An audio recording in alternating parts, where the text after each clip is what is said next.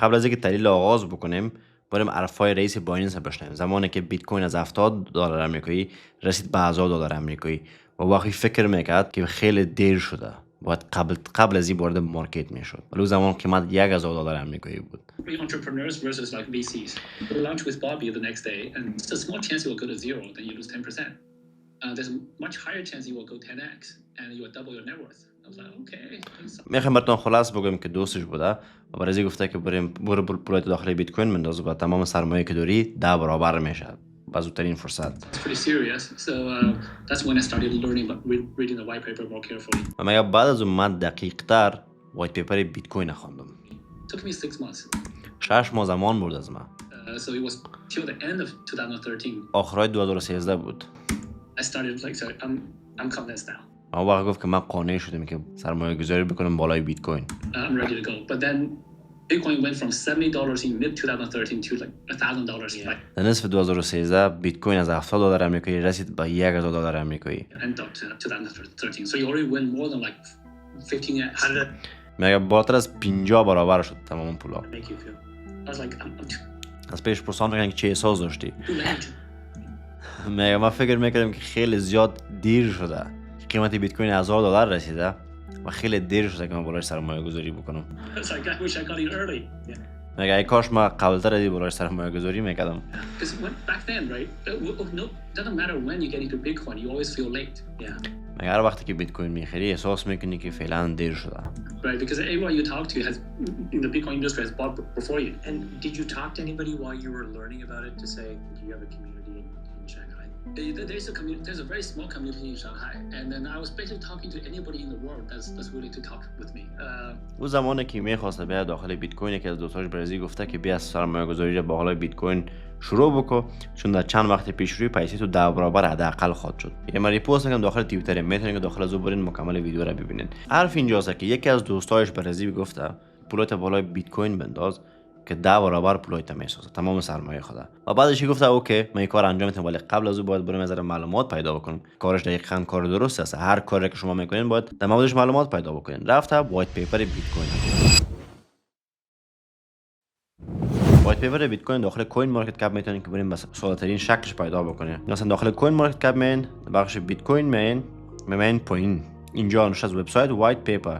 وقتی کلیک بکنین فول وایت پیپر کلیک بکنین شما وارد وایت پیپر بیت کوین میشین. و این ورق وایت پیپر که 9 صفحه‌ای است 6 ماه زمان برده از سیزی از رئیس بایننس که را بخونه و بعدش یقین پیدا بکنه که بیت کوین یک چیز درست است و بالاش میتونه سرمایه گذاری بکنه. زمانی که این پریود میگذره 6 ماه بیت کوین از $70 آمریکایی که در بین سال 2023 بوده به $1000 آمریکایی میرسه و بعدش رئیس بایننس احساس میکنه که خیلی دیر شده که ما بیایم سرمایه گذاری بکنیم بالای بیت کوین، ولی سر از اون بیت کوین خریده نزدیک به $1000 آمریکایی و فعلا هم ببینین که قیمت بیت کوین در کجا هست. و میگه که مردم همیشه وقت احساس میکنه که زمان سرمایه گذاری بالای بیت کوین دیر شده، ولی هیچ وقت دیر نیست. سوال دیگه که خلق میشه برای همه این است که اوکی ما بیت کوین هم میبینیم که هر روز رو پایین روان است. کجا میتونه منطقی باشه که بیت کوین اصلاح بکنه از اونجا و بالا بره؟ چی زمان میبره؟ حالا که میبینیم بازار به خون کشیده شده و هر روز قیمت‌های پوینتر دیده رسیده، هم بیت کوین و هم ایتریوم. حالا اگر بریم چکش بکنیم براتون دقیق‌تر معلوم میشه کجا میتونه بازار واکنش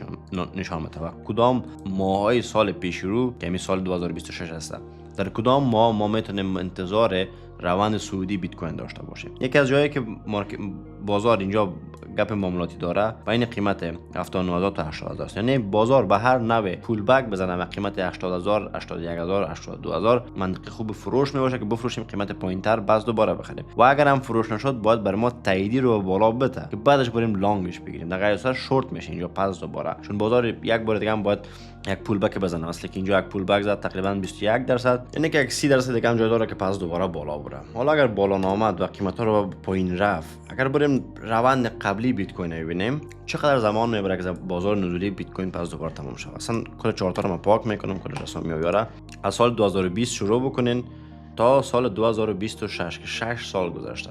در 6 سال بازار چه قسم بازار نزولی خدا پشت سر گذاشتنده. یک اول خب اگر ببینیم روندات تقریبا یک شکل گرفته. یکی بازار می ETH میزنه، بعدش یک بازار نزولی و بعدش دوباره ایتیج میزنه و در روند ایتیج خود یا روند خود که زده اینجا یک پول بک داره، اینجا هم همچنان پول بک داره. اگر روند از این ببینین قشنگ من رسامی براتون بکنم، تقریبا میشه با 1% کمه. ببینین به این شکل هسته، فقط جایشون کمک تفاوت داره که قیمت اول آمده ایتیج زده، دوباره نزولی شده و دوباره آمده بالا پول بک زده، دوباره ایتیج زده و از ایتیج دیگه خود رو با پایین آمده. وقتی که میبینیم اینجا بازار ایتیج زده، ایتیج دوم زده و بعدش بازار نزولی آغاز میشه. این که دفعه اول وقتی قیمت پایین میاد، کسایی که فروختن یا شورت گرفتن این را کلش لیکوید بکنن و قیمت رو با بالا بره و بعدش بازار اصلی نزولی شروع شده که اینجا هم بازار اصلی نزولی شروع شده رسیده یا قیمت‌های پایین‌تر هم ما خود دیدیم. اولتر از زمانی که بازار نزولی شروع شده، اینجا و اینجا هسته، دو جایی که بازار نزولی شروع شده. اوکی، هر دوش هم ایتیج هست. از ایتیج شروع میشه بازار نزولی پایین و همچنان از کف شروع میشه که بازار نزولی و بالا میره. یعنی که اگر بازار نزولی شوه از سقف‌های ایتیج ها و پایین هم از کفایی که برای خود میسازه بیت کوین بعدش شکل میگیره. یعنی کف میبینیم بعدش بازار بولرن میشه، سقف میبینیم بعدش بازار نزولی میشه. اینا دو جای شروع شده.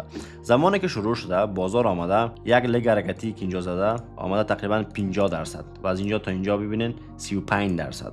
مثل قبلا پایین آمده. البته او زمان مارکت کپ بازار پایین تر بود، بازار آسیب پذیرتر بود، زودتر میتونست پایین بیاد، ولی فعلا مارکت کپ بلند است. فعلا ما ETF داریم، فعلا غولای امریکا خیلی زیاد خریده و نمیگذارن قیمت به اون شکلی که 50-60% پایین بود به اون شکل پایین بره. پس یک کم تفاوت می‌داشته باشیم، ولی در چارتا میتونیم که عین شکل ببینیم. ای که بازار آمده اینجا یک لگ حرکتی، اینجا هم یک لگ حرکتی، دوباره یک پول بک، دوباره یک پول بک. هر دوش ببینید یک سایرشون یک قسم است، یک طرف روان هستن و بعدش دومش شروع شده، دومش پایین آمده و بعدش اینجا همچنان دومش پایین آمده رسیده. و زمانی که کف میبینم مثل ازی که این کندل کف اگر باشه و این کندل کف ازی باشه، بعدش میتونه که اینجا برای ما منطقه تقاضا باشه. فرض بکنین اینجا منطقه تقاضا باشه و بازار بیا یک بار دیگه هم منطقه تقاضای من رو با پایین بشکنه، مثل که اینجا شکستان و بیا قیمت بشکنه که میشه قیمت 55000 $56000 آمریکایی. امکان زیاد میره که طرف 48000 و 50000 دلار آمریکایی مارکت بره، چون نمیتونه که 100% هر دوشون به یک شکل باشه. پس میتونه که قیمت تا 50000 دلار آمریکایی یعنی تا این قیمت ها رو برسانه خدا، قیمت میتونه که تا 50000 دلار آمریکایی خدا برسانه و از اینجا بازار برای مدت چند ماه رنج بخوره. مثل که اگر بازار نزولی از اینجا حساب بکنیم تا کف خدا که بیت کوین دید قیمت 399 400 روز زمان بود. اگر خیلی مطمئن تر بگیم 364 روز یعنی یک سال زمان بود. اینجا 364 روز اگر بگیریم اینجا می باشه و به اینکه اینجا من بهتون خط بکشم که اینجا 370 روز تقریبا به مو عدد میرسه. یعنی که اینجا کف معلوم نیست که اینجا باشه یا هم که 50000 باشه، حالا بین هر دویش میگیریم. این که قیمت فعلا چند روز خود گذشتانده، حتی نظر به تاریخ اگر ببینیم تا فعلا 133 روز گذشتانده و چند روز دیگه هم باید بگذارن تا کف خود اگر مثل سابق عمل بکنه میتونه که 245 روز دیگه هم این کار انجام بده. اینا تقسیم به ما بگیم چند ماه میشه و وقتی ببینیم اینجا نوشته است که میتونه در ماه سپتامبر و اکتبر شروع بکنه قیمت به بالا رفتن یا ماه آگوست شروع بکنه. یعنی آگوست سال 2026 میتونه منطقه کف بیت کوین برای ما نشان بده و از او بعد بیت کوین بالا بره. و میشه وقت سالهای نو وقتی که آمده قیمت ها را از پایین برده، مثل که جنوری سال 2025 بود وقتی شروع شد قیمت 31% پایین آمد ولی این دفعه زیادتر آمد. اینجا هم وقتی که جنوری 2024 بود بازار از این سقف خود تا اینجا مثلا 20% منفی داده بود. یعنی اول سال نو قدر جالب برای مارکت نمی باشه. پس اگر بازار تاریخ تکرار بکنه ما میتونیم قشنگ در ماه آگوست و ماه سپتامبر ماه اکتبر کف هم بیت کوین میبینیم و هم اتریوم میبینیم. البته زمانی که تو بیت کوین میتونی درست تحلیل بکنی میتونی که اتریوم هم درست بفهمی. پس ما 100 روز دیگه هم اینجا هستیم. قیمت میتونه بیای پایین، مثلا به این شکل بیای پایین. خوب متوجه باشید قیمت از اینجا بیای پایین به اینجا و اینجا مثل سابق ور رنج بزنه ماها و تا قیمت های 54 55 هزار به اینجا ببینه، از اینجا شروع بکنه قیمت پس دوباره بالا رفتن و به شکل بازار بخواد که پس دوباره بالا بره. اگر قیمت بیای از اینجا با پایین قیمت 17000 و 18000 دلار آمریکایی رو ببینه، من فکر نکنم دیگه اونقدر بازار جان داشته باشه که به اون شکل پایین بیاد. ولی امکان پذیر است میتونه که کار شود، ولی بعید میدونم که به این آسانی کار شود، چون اما یه خیلیات البته خودم اولا قیمت 50000 شود من شروع میکنم به بیت کوین خریدن و حتی موتور خود بفروشم برم بیت کوین بخرم که اگه اشتباهی کار نمیکنم، ولی پیسایی که دارم جمع کردگی ها گورکا بیاره میکشم و تمامش میرم بیت کوین میخرم. این قیمت 50000 پایین و دیدم. البته این دلیل ما است و احساس میکنم که دلیل ما درست است و شما حتما دلیل خود داشته باشین وقتی که میخواین یک استر بخرین یک چیز یک اسکرین شات داشته باشین در 4 تون به این شکل یک عکس بکشین یا یک منطقه برای خود بکشین و ببینین. الان نیاز نیست که برین بخرین، فقط ببینین که همین کار میتونه که جواب بده برای ما برای بلند مدت یا نمیتونه جواب بده. پس ما میتونیم برای خود یک دلیل داشته باشیم، یک چشم انداز داشته باشیم که بازار به این شکل اگر رفتار کرد آینده بازار چی خواهد شد، اگر بازار به این شکل رفتار کرد آینده بازار چی خواهد شد و منتظر می باشیم. در بازار نزولی برای ما جذابتر است که شورت بگیریم یا سل شورت بگیریم. ای که قیمت اگر پایین میاد ما مطمئن هستیم میتونیم سل شورت بگیریم، داخل فیوچرز این کارو بکنیم که صرافی‌های مختلفی کار انجام میده، تقریبا کل صرافی‌ها انجام میده. ولی اگر مثلا فرض بکنین شما از یک صرافی استفاده میکنین هم کار قدر چندان عاقلانه نیست که تمام پولای شما داخل فقط یک صرافی باشه. امکان داره فردا بایننس از بین بره، فردا وکس، مکسی، کوین بیت از بین بره، هک شوه، پولای شما دوزی شوه.